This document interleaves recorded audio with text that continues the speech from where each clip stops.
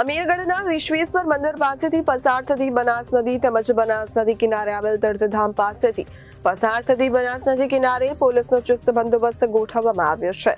હવામાન વિભાગ દ્વારા ઉત્તર ગુજરાત અને બનાસકાંઠામાં ઓરેન્જ એલર્ટ આપવામાં આવ્યું છે, ત્યારે બનાસકાંઠા જિલ્લા કલેક્ટર દ્વારા જિલ્લા તંત્રને એલર્ટ રહેવા સૂચના આપવામાં આવી છે।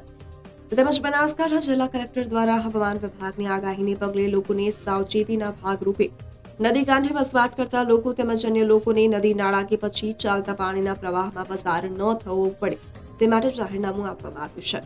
ત્યારે બનાસકાંઠા જિલ્લા કલેક્ટર દ્વારા જાહેરનામું આપવામાં આવતા અમીરગઢ મામલતદાર તેમજ અમીરગઢ પોલીસ એક્શન મોડમાં આવી છે।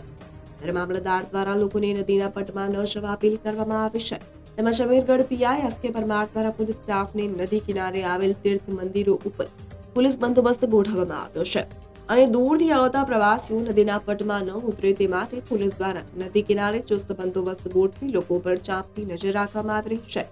ઉપરવાસમાં પડેલ વરસાદને પગલે તેમજ હવામાન વિભાગની આગાહીને પગલે બનાસ નદીમાં પાણીનો ધસમસતો પ્રવાહ વધતો જ જોવા મળી રહ્યો છે। ત્યારે બનાસ નદીના ધસમસતા પાણીના પ્રવાહમાં લોકો ઉતરે નહીં અને કોઈ મોટી ઇમારત ન સર્જાય તેને લઈ અમીરગઢ મામલતદાર દ્વારા લોકોની જાહેર અપીલ કરવામાં આવી રહી છે અને નદી કિનારે પોલીસનો બંદોબસ્ત ગોઠવવામાં આવ્યો છે અને પોલીસ દ્વારા લોકો પર ચાંપતી નજર રાખવામાં આવી રહી છે।